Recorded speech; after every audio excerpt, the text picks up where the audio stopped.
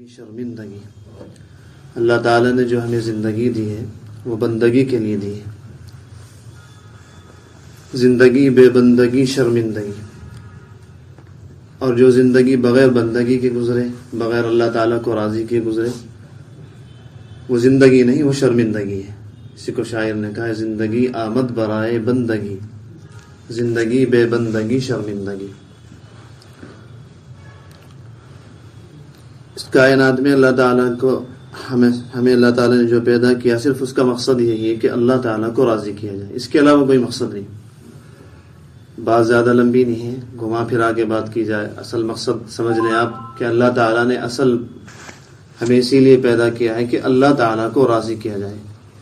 ہماری سب سے بڑی مصلحت، ہمارا سب سے بڑا تقاضا، ہمارے اوپر سب سے بڑی جو ذمہ داری عائد ہوتی ہے، جو فرض عین ہے ہر مسلمان پر، کہ وہ ہر حال میں اللہ کو راضی رکھے.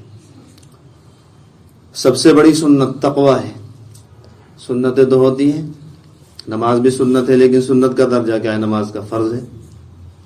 داڑھی بھی سنت ہے، لیکن اس کا درجہ کچھ اور ہے. تو سب سے بڑی سنت جو ہے اللہ تعالیٰ کو راضی رکھنا ہے، تقوی.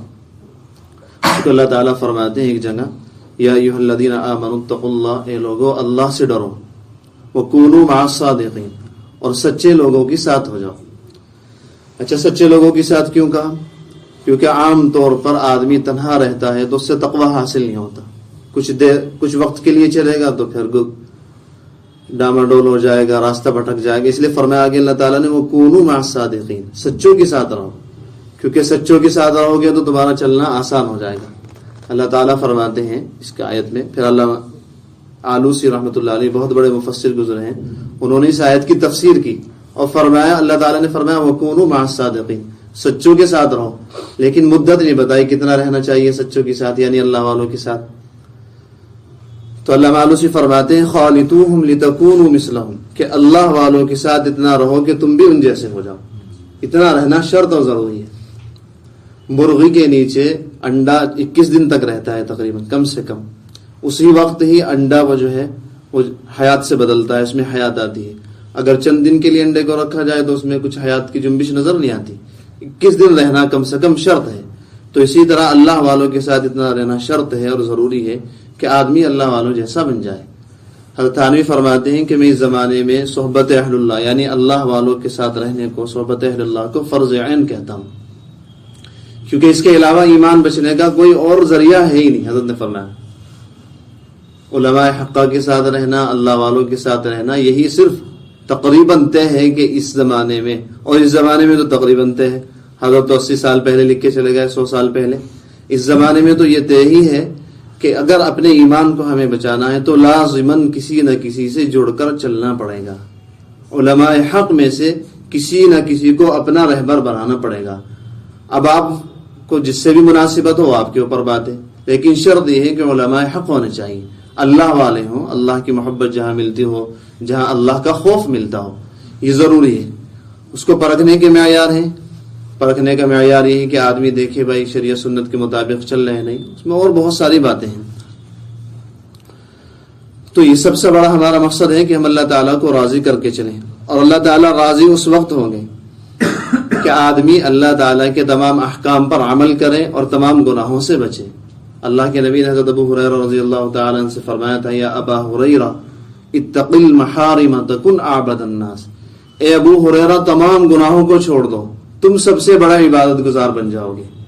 ادھر تہجد بھی چل رہی، ادھر صبح کو دکان پہ گئے جھوٹ بھی بول رہے، ادھر اوابین بھی پڑھ رہا ہے، ادھر کاروبار میں گڑبڑ بھی کر رہا ہے، ادھر تسبیحات ہر وقت، دکان پہ مسلسل بیٹھے اور تسبیحات چل رہی، اور جہاں جھوٹ بولنے کا نمبر آیا جھوٹ بھی بول دیا، دھوکہ دینے کا نمبر آیا دھوکہ بھی دے دیا، کچھ گڑبڑ کرنے کا تول میں وقت آیا تو وہ گڑبڑ بھی کر دی. اس سے کچھ نہیں فائدہ. یہ تو ایک طرح کی منافقت ہے. اس زمانے میں علماء فرماتے ہیں کہ یہ زمانہ اتنا نازک چل رہا ہے، اس زمانے میں چھٹائی ہو رہی ہے اللہ تعالیٰ کی طرف سے. منافقین الگ، مخلصین الگ. منافقوں کو ایک طرف اللہ تعالیٰ کر رہے ہیں اور مخلصین کو الگ.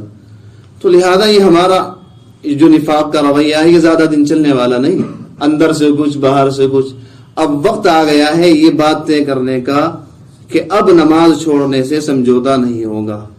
اب وقت آ گیا ہے اس بات کو طے کرنے کا، اب بے پردگی سے سمجھوتا نہیں ہوگا. اب وقت آ گیا ہے یہ بات طے کرنے کا کہ اللہ تعالیٰ کے جہاں احکام ٹوٹ رہے ہوں، اللہ کے رسول صلی اللہ علیہ وسلم کی جہاں سنتیں چھوٹ رہی ہوں، ان سے کسی بھی طرح کا کمپرومائز ہمیں نہیں کرنا، کسی بھی طرح کا سمجھوتا نہیں کرنا. یہ وقت ہے جب یہ طے کر چلیں گے تو انشاءاللہ. پھر میں نے بتایا کئی ہفتے پہلے بات آئی تھی، علماء نے لکھا ہے کہ یہ قرب قیامت چل رہا ہے، بالکل قرب قیامت. بڑی بڑی اہم نشانیں رہ گئی مسانی. دابت الارض کا ظاہر ہونا، جو وہ مومن کے مہر لگا دے گا، کافر پہ کفر کی مہر لگا دے گا. پہاڑوں کا پھٹنا وغیرہ، یہ چند نشانیاں رہ گئی، اور اللہ کے لیے کچھ مشکل نہیں ہے. ابھی ظاہر کر دیں، 1 سال میں ظاہر کر دیں، چند سال میں ظاہر کر دیں، اللہ کے لیے کوئی مشکل نہیں ہے. تو یہ بالکل وقت جو ہے قرب قیامت کا ہے. علماء نے لکھا ہے کہ جو لوگ دوغلی زندگی گزارتے ہیں، اس وقت بڑے بڑے علماء یہ فرما رہے ہیں کہ جو لوگ دوغلی زندگی گزارتے ہیں، نفاق کی، ادھر اللہ کو راضی کرا، ادھر شیطان کے چکر میں بھی لگے ہوئے ہیں. کسی نے کہا نا، حج کعبے کا کیا، گنگا کا اشنان بھی، خوش رہے رحمان بھی، راضی رہے شیطان بھی. ایسا کام جن کی زندگی ایسی ہے، علماء نے لکھا ہے کہ یہی لوگ ہوں گے جب دجال آئے گا تو دجال کی صف اول میں یہی لوگ کھڑے ہوں گے، کیونکہ اس وقت روح محمدیہ اور روح دجالیہ کا زبردست مقابلہ ہوگا. اللہ تعالیٰ خود بخود ایسا نظام بنا دیں گے کہ جو لوگ 100% اللہ تعالیٰ کی اطاعت فرما برداری کر کے چل رہے ہوں گے، وہ خود بخود ایمان والوں کے صف میں ہوں گے.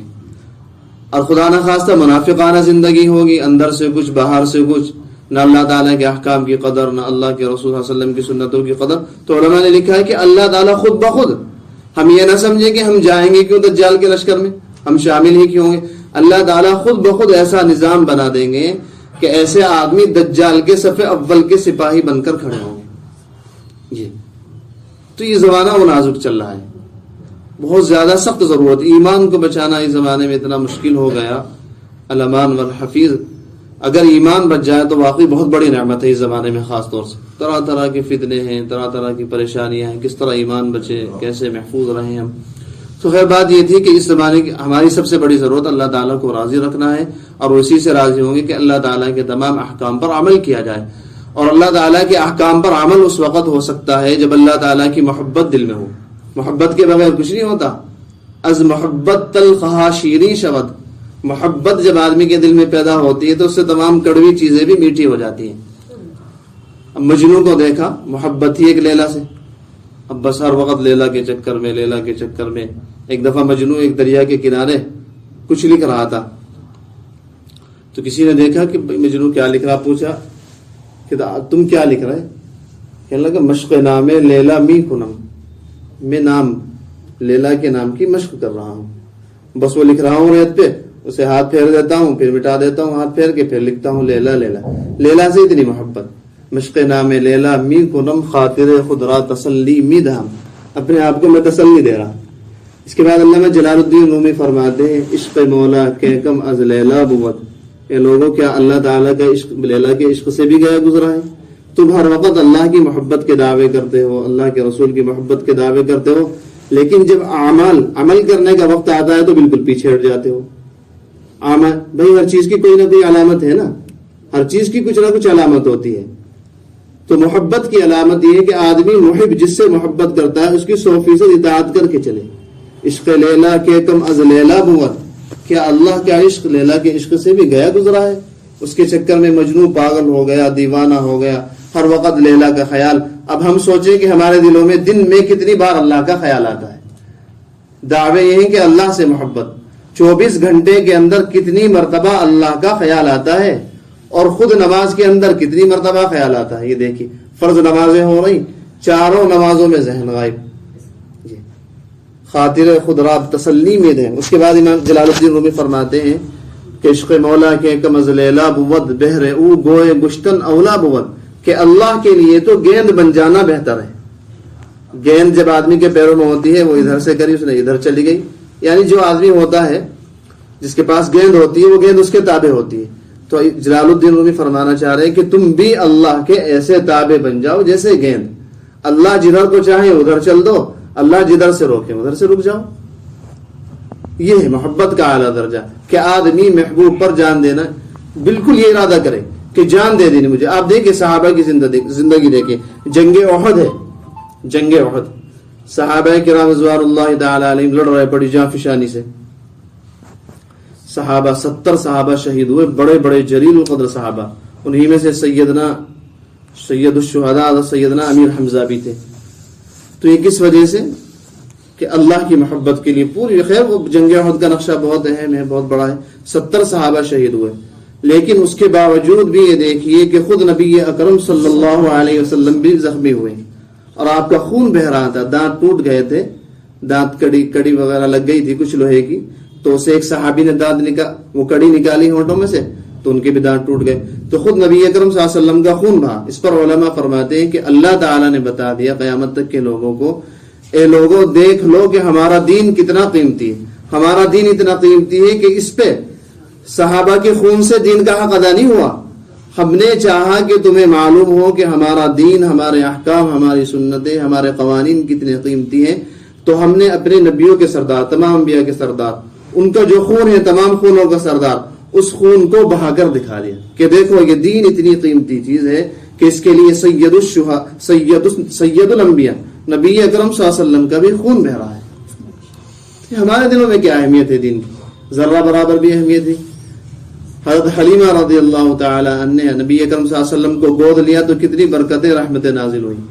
ایک در یتیم کو نبی اکرم صلی اللہ علیہ وسلم کو گود لیا۔ آج بالکل علماء فرماتے ہیں کہ اس وقت جو ہے دین بالکل یتیم ہو چکا، نہ اپنے لینے کو تیار نہ غیر لینے کو تیار، غیروں کا تو کہنا ہی کیا، اپنے بھی لینے کو تیار نہیں۔ اے خاصا نے رسول وقت دعا ہے، امت پہ تیری آگے عجب وقت پڑا ہے، جو دین نکلا تھا بڑی شان و شوکت سے وہ اپنوں میں غریب الغربا ہے۔ تو مطلب یہ حالت ہو گئی۔ علماء فرماتے ہیں کہ حضرت حلیمہ نے نبی اکرم صلی اللہ علیہ وسلم کو گود لیا، یتیم کو قبول کیا، تو اللہ تعالیٰ نے رحمتوں اور برکتوں کا دروازہ کھول دیا۔ اس زمانے میں بھی دین بالکل یتیم ہو چکا، ہر آدمی ہر کسی نہ کسی کے لیے کوئی نہ کوئی رونے والا مل جائے گا آپ کو، بھائی کے لیے، بیٹے کے لیے، لڑکے کے لیے، کاروبار کے لیے، رشتے کے لیے۔ لیکن اس زمانے میں صرف یتیم اگر رہ گیا تو اللہ کے احکام اور نبی اکرم صلی اللہ علیہ وسلم کا دین ہے، کوئی اللہ کے نبی کے دین کے لیے رونے کو تیار نہیں۔ شیخ عبد القادر جیلانی رحمۃ اللہ علیہ فرماتے ہیں سنتوں کے مٹنے کے بارے میں بیان فرمایا بہت لمبا، یہ سنت مٹ گئی، یہ سنت مٹ گئی، فرمایا کہ اگر رونا چاہو تو رو اس بات پر کہ نبی اکرم صلی اللہ علیہ وسلم کا دین مٹ گیا۔ سب کے لیے رونے کے لیے تیار، لیکن اللہ کا دین اتنا یتیم کہ اس کے لیے کوئی ذرہ برابر بھی فکر نہیں۔ تو خیر بات یہ تھی کہ حضرت حلیمہ نے اللہ کے نبی کو گود لیا تو رحمتوں اور برکتوں کے دروازے کھل گئے۔ علماء فرماتے ہیں کہ اس وقت دین یتیم ہے نبی اکرم صلی اللہ علیہ وسلم کی طرح۔ جو اس وقت دین کو قبول کرے گا، اللہ تعالیٰ کے احکام کو قبول کرے گا، اس یتیم کو، اللہ کے نبی کی یتیم سنتوں کو اپنے سینے سے لگائے گا، اللہ تعالیٰ اس کے لیے بھی دنیا اور آخرت کے تمام بھلائیوں کے دروازے کھول دیں گے۔ واقعی ہمیں چین سکون نہیں مل سکتا، بالکل 100% نہیں، 101% بات ہے کہ جب تک ہم 100% اللہ کے ہو کر نہیں چلیں گے چین سکون نہیں ملے گا۔ آپ نے دیکھا ہوگا مچھلی پانی میں ہر وقت رہتی ہے تو اسے چین سکون رہتا ہے، اگر ذرہ برابر بھی اس کی دم باہر رہے گی تو سکون نہیں ملنا اسے، کہ کیا ہوا دم کے حصے کی طرف پانی نہیں، یہ اوپر کا حصہ پانی سے خالی رہے، اس کا اٹھاوا ہلکا، تو وہاں بھی ایسے تڑپتی رہتی ہے۔ کیا ہوا کہ اسے پورا پانی چاہیے، مسلسل ہر وقت پانی میں رہنے والا جانور ہے اور اس کا پورا جسم پانی کے اندر ڈوبنا چاہیے۔ تو اسی طرح ہم لوگ اللہ کی مچھلیاں ہیں، اللہ کے دریا کے بغیر ہمیں چین نہیں آئے گا۔ 90% اگر گناہ چھوٹ گئے تو چین نہیں آئے گا، ابھی 10% حصہ ہمارا باہر ہے پانی سے۔ جب تک وہ 10% حصہ پانی میں نہ جائے، یعنی تمام گناہ نہ چھوٹ جائیں، ہم اللہ تعالیٰ کو راضی نہ کر لیں، اس وقت تک چین نہیں آئے گا۔ چنانچہ دیکھا ہوگا، تجربہ ہوگا کہ گرمیوں کے زمانے میں جب سخت گرمیاں ہوتی ہیں تو جو معمولی سے یہ ہوتے ہیں، چھوٹی چھوٹی سی ندیاں ہوتی ہیں جن میں کم پانی ہوتا ہے، تو ان میں بعض دفعہ مچھلیاں بے ہوش ہو جاتی ہیں، گہرائی کم ہوتی ہے، گرمی بہت زیادہ سخت ہوتی ہے، تو گرمی کی شدت کو برداشت نہیں کر پاتی، بے ہوش ہو جاتی ہیں۔ تو یہ کس وجہ سے کہ پانی کی گہرائی نہیں تھی۔ تو اسی طرح پانی، جس طرح مچھلی پانی کی گہرائی میں جا کر محفوظ رہتی ہے، اسی طرح ہم یعنی پوری امت مسلمہ اسی وقت محفوظ رہ سکتے ہیں جبکہ ہم اللہ تعالیٰ کے دریا میں 100% ڈوب جائیں۔ ہلکے پھلکے سے کچھ کام نہیں چلے گا۔ یہ تو بالکل بات ہے، اب سمجھیں، میں اب سمجھوں یا 10 سال بعد سمجھوں یا 20 سال بعد سمجھوں، یہ بات تو سمجھنی پڑے گی، لازماً سمجھنی پڑے گی کہ 100% گناہ چھوڑے بغیر اللہ تعالیٰ کی رحمت نازل نہیں ہوگی، یہ بالکل بات ہے۔ اس کو اب سمجھ لیجئے تو فائدہ ہے، بعد میں سمجھ میں آئے گی۔ لوک لگا دیتے ہیں نا موبائل میں, اگر 5 نمبروں کو لوک لگا دیا تو 1 نمبر بھی اگر غلط ہوتا ہے لوک نہیں کھلتا. تو علماء فرماتے ہیں کہ اسی طرح اللہ تعالیٰ کی رحمتوں کو لوک لگا ہوا ہے. اگر 99 ہم نے گناہ چھوڑ دیے تو 1 گناہ بھی باقی ہے تو اللہ تعالیٰ کی رحمت کا لوک نہیں کھلے گا, کیونکہ 1 نمبر کا میں اس میں 1 نمبر کو اور فٹ کر دیجیے, جو نمبر ہے 100 نمبر 100% گناہ چھوڑ دیجیے, اللہ تعالیٰ کی رحمتیں نازل ہونا شروع ہو جائیں گی. آخر کیا بات ہے, فرق دیکھیے, فرق کہاں آیا صحابہ کرام میں اور ہمارے میں, فرق کہاں آیا. صحابہ کرام کے دور میں کتنی برکتیں, کتنی رحمتیں, کس طرح اللہ تعالیٰ نے ان کے لیے زمین و آسمان کو مسخر کر دیا تھا. سیدنا عمر رضی اللہ تعالیٰ عنہ مکے کے پہاڑوں پر کھڑے ہیں, زلزلہ آیا, پہاڑ ہلنے لگے, ٹھوکر مار کر فرما رہے ہیں کہ پہاڑ ٹھہر جا, کیا عمر نے تیرے اوپر انصاف قائم نہیں کیا. یہ فرق کہاں آیا. مدینے کی طرف ایک آگ نکل کے آئی غار سے, حضرت عمر بن خطاب نے کہا تمیم داری سے کہ بھائی اسے آگ کو چھوڑ کے آؤ. دیکھو کتنی معمولی سی بات, کتنی معمولی سی بات اسے سمجھ رہے. تمیم داری سے فرما رہے کہ اس آگ کو غار میں واپس کر کے آؤ. اب تمیم داری نے اپنا رومال سا لیا, اس طرح کچھ صافہ وافا ہوگا, اسے ایسے کر کر کے غار میں پہنچا دیا. ادھر سے ہٹا رہے ہیں, آگ آگے جا رہی. زمانہ یاد کرتا ہے ان انسانوں کو جو روک دیتے تھے بڑھتے ہوئے طوفانوں کو. فرق کہاں آیا. ان کی سب چیزیں غیر جاندار, سب چیزیں حکم ماننے کے لیے تیار, ہمارا کوئی بھی حکم نہیں مانتا. اب آپ کہیں گے وہ تو صحابہ تھے, صحابہ کیوں, آگے چلیے تابعین کے حالات دیکھیے, بزرگان دین کے. خود اس زمانے میں بھی ایسے لوگ موجود ہیں, اگر وہ کوئی قسم کھا لیں تو اللہ تعالیٰ ان کی قسم کو پورا فرما دیں گے. آپ کا یہ زمانہ بھی ایسے لوگوں سے خالی نہیں ہے.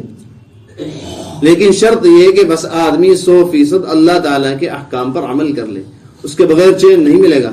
اللہ تعالیٰ قرآن میں فرماتے ہیں, بس بات مختصر کرنی ہے, اللہ تعالیٰ فرماتے ہیں اس میں سورہ کہف میں 16ویں پارے کے بالکل شروع میں کہ حضرت موسیٰ اور خضر علیہ السلام کا سفر جاری ہے. اب چلتے چلتے ایک بستی میں پہنچے. اب ان حضرات نے چاہا, خضر نے اور موسیٰ علیہ السلام نے, کہ بستی والے ہمیں کچھ کھانے کے لیے دے دیں, ہماری مہمان نوازی کریں, ہم سفر سے آئے ہیں. تو بستی والوں نے صاف انکار کر دیا. اب اسی بستی میں تھوڑا آگے کو چلے تو دیکھا حضرت خضر علیہ السلام نے کہ ایک دیوار ہے, بہت اونچائی میں ہے وہ دیوار, اور وہ دیوار جھک رہی, گرنے کے قریب ہے. اب حضرت خضر علیہ السلام نے کیا کیا کہ اس دیوار کو سیدھا کر دیا. اللہ کے برگزیدہ بندے ہیں, کتنی طاقت ہوگی وہ تو اللہ تعالیٰ کو معلوم ہے. اب دیوار کو سیدھا کر دیا. حضرت موسیٰ علیہ السلام کو بڑا غصہ آیا, خوشی والے تو بہت تھے نا. فوقظہ موسیٰ, ایک لگایا, فقض علیہ, کام کر دیا. قبطی لڑ رہے تھے تو آپس میں, حضرت موسیٰ کی قوم کا ایک آدمی, ایک پھر ان کی قوم کا, اسے قبطی کہتے ہیں, تو آپس میں لڑ رہے تھے. اب ہمارے یہاں جیسا رواج ہے نا, کوئی سامنے آ جا بھائی وغیرہ, چچا وغیرہ, چچا ہی مار رہا, اس طرح کچھ کہہ دیں. تو اس نے, قبطی نے, حضرت موسیٰ علیہ السلام کا جو آدمی تھا بنی اسرائیل کا, قبطی سے لڑ رہا تھا, اس نے حضرت موسیٰ سے کہا کہ دیکھیے یہ میری پٹائی کر رہا ہے, میرے اوپر ظلم کر رہا. تو حضرت نے ایک لگایا, ایک میں کام کر دیا. اتنے غصے والے تھے, ایک مکہ مارا, فقض علیہ, اللہ تعالیٰ فرما رہے کہ وہ تو نمٹ گیا فوراً, ایک لگاتے. تو غصہ تو تھا, غصہ بہت آیا خضر علیہ السلام کے اوپر کہ ان لوگوں نے ہماری میزبانی نہیں کی, ہماری دعوت نہیں کی, کچھ کھلایا نہیں, آپ نے بغیر کسی عوض کے ان کی دیوار کو سیدھا کر دیا. تو خیر اللہ تعالیٰ فرماتے ہیں کہ بات یہ تھی, وَكَانَ تَحْتَهُ كَنْزٌ لَهُمَا, کہ 2 یتیم تھے اس شہر میں, اس بستی میں 2 یتیم رہتے تھے. ان 2 یتیموں کا مال اس دیوار کے نیچے دبا ہوا تھا. آگے اللہ تعالیٰ فرماتے ہیں کہ ہم نے ان 2 یتیموں کے مال کی حفاظت کے لیے خضر کو یہ حکم دیا کہ دیوار کو سیدھی کر دو, کیونکہ اگر دیوار گر جاتی تو مال سامنے آ جاتا, خزانہ ساری بستی والے لوٹ کے لے جاتے. اب اس کی وجہ کیا ہوئی, ان یتیموں کے مال کی حفاظت کیوں ہوئی؟ اللہ تعالیٰ خود فرما رہے ہیں وَكَانَ أَبُوهُمَا صَالِحًا, ان کا باپ نیک تھا. تو نیکی کے اثرات دیکھیے کہاں سے کہاں پہنچتے ہیں. اور باپ نیک نہیں تھا, علماء نے لکھا ہے کانا ابتا سے 9واں باپ جا کر دادا پر دادا سکڑ دادا اوپر تک 9واں دادا جا کے نیک تھا. 9 پشتوں کے بعد اللہ تعالیٰ نے ان یتیموں کے مال کی حفاظت فرمائی. تو نیکی کے اثرات ہی ہوتے. جب تک ہم 100% اللہ تعالیٰ کے بن کر نہیں چلیں گے تو ہمارے اوپر اللہ تعالیٰ کی رحمتیں اور برکتوں کے دروازے نہیں کھلیں گے. یہ بات بالکل طے. منافقانہ زندگی ہے تو اللہ تعالیٰ کا ہمارے ساتھ بھی اسی طرح کا کہ بھائی تم نفاق برت رہے ہو, ہمیں دھوکہ دینا چاہتے ہو. اللہ تعالیٰ کو بھلا کوئی دھوکہ دے سکتا ہے؟ اللہ تعالیٰ بھی ایسا ہی برتاؤ کر رہے ہیں کہ لو ڈھیل خوب ڈھیل دے رہے ہیں، ہر وقت پریشان. گھر کے سارے افراد کام کرتے ہیں، چھوٹے سے لے کے بڑا تک ہر ایک ملازمت کرتا ہے، گھر کے خرچے نہیں پورے ہو رہے. کیا مصیبت آ گئی. صحابہ کے زمانے میں ایک آدمی کماتا تھا، سب کے خرچے پورے ہوتے تھے. چنانچہ ایک صحابی پیشاب کے لیے گئے، چوہا نکلا بل میں سے، 1 روپیہ ایک دینار نکالا، باہر رکھ دیا، پھر دوبارہ گیا دوسرا دینار نکالا، اسی طرح 6-7 دینار نکالے. وہ پیشاب کے لیے گئے تھے. اب وہ اللہ کے نبی کی خدمت میں حاضر ہوئے، کہنے لگے یا رسول اللہ یہ اس طرح کا معاملہ ہوا. اللہ کے نبی نے فرمایا رزق حلال اللہ تعالیٰ نے تمہارے لیے بندوبست کیا ہے. تو صحابہ کو رزق ملتا تھا بلوں سے. حضرت ذوالفقار فرماتے ہیں کہ صحابہ کو رزق ملتا تھا بلوں سے، اور ہمارا سارا رزق ہی بلوں میں چلے جاتا ہے. یہ لائٹ کا بل، یہ فلاں کا بل، یہ ڈاکٹر کا بل، یہ فلاں کا بل. یہ فرق دیکھے کہاں ہے. صحابہ کو رزق ملتا تھا بلوں سے، اور ہمارا سارا رزق بلوں میں چلا جاتا ہے. تو یہی بات ہے کہ آدمی جب تک اللہ تعالیٰ کو راضی کر نہیں چلے گا تو ہر چیز سے اللہ تعالیٰ اس کی حفاظت فرماتے. اور غم تو باس کو بھی نہیں بھٹکتے. اللہ تعالیٰ اس کے دل کو، علماء نے لکھا ہے کہ غم پروف بنا دیتے ہیں. غم پروف دنیا والے بناتے ہیں گھڑیوں کو واٹر پروف. وہ دیکھا ہم نے باہر اس میں رکھے رہتے ہیں، وہ تشلے میں پانی بھر کے اس میں گھڑیاں ڈالو رکھتے ہیں دکھانے کے لیے کہ دیکھیں واٹر پروف گھڑیاں ہیں، ان میں پانی نہیں جاتا. اللہ تعالیٰ اپنے عاشقوں کے دلوں کو غم پروف بنا دیتے ہیں، ان میں غم گھستا نہیں. چاہے جتنے غم آئے سب ان کو اس میں لذت ہی لذت محسوس ہوتی ہے. تو یہ فرق دیکھیے. اب ہم کتنے لوگ صبح سے کتنے لوگ بیٹھے ہیں. مجھے نہ میرا کوئی بات کرنے کا خاص ارادہ تھا، بس چند باتیں کرنی مجھے، اور نہیں. بس یہ تو ایک مذاکرہ ہے آج. یہ میں کچھ اس لیے نہیں کہ بھائی کوئی تفسیر ہو رہی ہے. بس صبح سے ہم لوگ کتنے لوگ بیٹھے ہیں. اگر ہم لوگ ہی نیت کر لیں، ارادہ کر لیں کہ اللہ تعالیٰ کے تمام احکام پر ہمیں عمل کرنا ہے، کتنے لوگ وجود میں آ گئے. کتنے تھے جی صبح سے؟ 12-15 تو تھے. چلو 10 ہی لگا لو کم سے کم. اگر 10 آدمی بھی اس بات کا پکا ارادہ کر لیں 100% والی شریعت پر چلنا ہے، تو بتائیے ہماری وجہ سے کتنے لوگ ہماری وجہ سے تیار ہوں گے. پھر ایک آدمی اپنے گھر کی تیاری کرے، اپنے بہنوں کی، اپنے بھائیوں کا، اس طرح دینی رجحان بنائے. ایک آدمی سے فرد کس معاشرہ کس چیز کا نام ہے؟ فرد ہی کا تو نام ہے بھائی. اجتماعیت جو ہے وہ افراد ہی سے ہوتی ہے. اب ایک آدمی ٹھیک ہوا، لیکن چراغ تو جلانا پڑے گا نا. بہرحال اپنے حصے کا چراغ تو جلانا پڑے گا. پورے شہر میں تعاون پھیل رہا ہے. اب بجائے اس کے کہ تعاون کا علاج کیا جاتا، تعاون کو بیماری کہنا ہی چھوڑ دیا. پوری دنیا میں بے دینی کی آگ لگی پڑی ہے. اللہ اور اس کے رسول کی مخالفت ہو رہی ہے ہر جگہ. بجائے اس کے کہ اس مخالفت کو مخالفت کہا جاتا، اللہ کے احکام کی بغاوت کہا جاتا، اس کو سرے سے خارج ہی کر دیا کہ جس کے بغیر تو کام ہی نہیں چلتا. یہ تو آج کل ضروری ہو گیا. بجائے اس کے کہ بیماری کو بیماری کہا جاتا. مسلمانوں کی منطق دیکھیے عجیب. بیماری کو بیماری کہا جاتا، کرونا کو کرونا، جیسے کرونا کا مرض چلا تھا بھی پوری دنیا میں کرونا. اب اگر بجائے اس کے کوئی یہ کہتا بھائی کرونا سے بچنے کا کچھ علاج کرتا، بجائے اس کے وہ کیا کرونا کا کچھ وجود ہی نہیں. وجود ہو یا نہ ہو ہمیں اس سے بحث نہیں. میں تو ایک صاف سی بات کر رہا. وہ تو اللہ جانے وجود تھا یا نہیں تھا کرونا. ایک مثال کے طور پہ مثلا حقیقت میں آپ مان لیجئے کہ کرونا ہے یا تھا. اب پوری دنیا میں کرونا پھیلا. اب ایک بیوقوف کہے کہ نہیں، بجائے اس کے کہ اس بیماری سے بچنے کا کچھ انتظام کرتا کہ نہیں کرونا ورونا کچھ نہیں ہے، تعاون کچھ نہیں ہے، بخار کچھ نہیں ہے. عجیب آدمی، پاگل آدمی. تیرے کہیں کہنے سے وہ ختم تھوڑی ہو جائے گی بیماری. اس کا اصل علاج یہ تھا کہ اس سے بچنے کی کوئی ترکیب کی جاتی. اسی طرح اس وقت جو اللہ تعالیٰ کے احکام کی مخالفت کی جا رہی، ہمارے دوست فرمایا کرتے ہیں خصوصاً بڑی مخالفتیں جن سے علماء اور مشائخ تک نہیں بچے. ٹخنے ڈانکنا، ان میں علماء تو الحمدللہ اکثر علماء کے ٹخنے کھلے رہتے ہیں. تصویر کی لعنت اتنی عام ہو گئی. بتائیے کیا علماء، کیا صلاحہ، کیا عام آدمی اسٹیٹس پہ فلاں مفتی صاحب، فلاں مفتی سید محمد صاحب مظاہری یا قاسمی دیکھا گیا فوٹو لگ رہا ہو، مفتی صاحب فوٹو لگا رکھا مفتی صاحب نے. یہ علماء تک بھی نہیں بچے. یہ اس طرح کے گناہ ہیں، یہ ہمارے معاشرے کو گھن لگا رہے ہیں. یہ اللہ تعالیٰ کی علانیہ بغاوتیں ہیں. دنیا غیبت ہے، غیبت کو کون گناہ سمجھتا ہے؟ اگر غیبت کی جا رہی کسی کو روکا جائے، میں نہیں کہا تھا ذہنی مت بنا کے سو بیٹھیے کہ بہت ہی مزیدار باتیں ہوں گی، لذت آئیں گی. نہیں، بس سیدھی باتیں ہوں گی مذاکرے کے طور پر. اب غیبت ہے، اتنا بڑا گناہ ہے. اب کسی کو غیبت سے ٹوکا جائے کہ نہیں میں غیبت کہاں کر رہا، میں تو حقیقت بیان کر رہا. علماء نے لکھا ہے کہ اندیشہ ہے اس کے کفر کا، کیونکہ اللہ تعالیٰ تو اس کو غیبت کہہ رہا ہے اور یہ کہہ رہا کہ میں غیبت کہاں کر رہا، تو اندیشہ ہے کہ کہیں کفر میں مبتلا نہ ہو جائے. تو اس طرح کی یہ گناہ بڑے بڑے جنہوں نے ہمارے معاشرے کو، ہمارے سوسائٹی کو بالکل گن لگا کے رکھ رکھا. مومن شیر ہوتا ہے، شیر بن کر ہی پوری زندگی گزارتا ہے. آپ نے دیکھا ہوگا، ہمارے فرمایا کرتے ہیں حضرت حکیم اختر صاحب کہ معاشرے کا اور سوسائٹی کا مقابلہ کرنے کا طریقہ کیا ہوتا ہے. ایک طریقہ تو یہ ہے کہ آدمی معاشرے کے ساتھ بہلے، بھائی سب جگہ سود عام ہو رہا تو میں بھی سود رہوں، سب جگہ فوٹو کھینچ رہے ہیں، تصویر سازی ہو رہی تو میں بھی کیوں اس میں اتنی زیادہ روک بازی کروں، میں بھی اپنا شریک ہو جاؤں. یہ ہے کباڑ لوگوں کا کام. جیسے پانی آتا ہے نا سیلاب وغیرہ بارش میں، تو کوڑا کرکٹ ایک دم بہ جاتا ہے اس میں، دیکھا ہوگا کتنی پنیاں، کتنے تنکے وغیرہ سب بہتے رہتے ہیں. اور ایک ہوتا ہے، آپ نے دیکھا ہوگا نہر وغیرہ میں، بڑی نہر میں، چھوٹی نہروں میں بعض دفعہ چٹان آ جاتی ہے بیچ میں، بڑا سا پتھر. اب اس چٹان کے آنے کی وجہ سے کیا ہوتا ہے کہ دریا جو ہے دو رخا ہو جاتا ہے، ادھر پانی ادھر پانی. جیسے بیچ میں آیا چٹان تو اس نے دریا کو دو رخا کر دیا، ادھر سے بھی ادھر سے بھی. علماء فرماتے ہیں کہ مسلمان کی شان یہی ہے کہ وہ معاشرے کو، جو سراسر اللہ اور اس کے رسول کے مخالف معاشرہ تھا، اللہ کی بغاوت پر اترا ہوا تھا، جیسے ہی مومن میدان میں اترتا ہے تو اس معاشرے کو دو رخا کر دیتا ہے. یہ اللہ کے دشمن ہیں، یہ اللہ کے ماننے والے ہیں. وہ بجائے اس کے کہ معاشرے کے ساتھ بہے، پانی کے ساتھ بہے، اس نے پانی کا ہی رخ بدل دیا. یہ کمال ہے، یہ مومن کی شان ہے. تو آپ یہ نیت ارادہ کر کے چلیں کہ ہم معاشرے کے ساتھ نہیں بہیں گے بلکہ معاشرے کا رخ بدل دیں گے.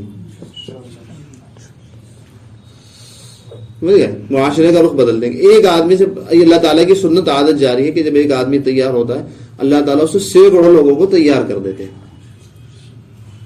کچھ باتیں اس میں سن لیجئے، بس اہم بات ہے، اسی میں بات وقت ہو جاتا.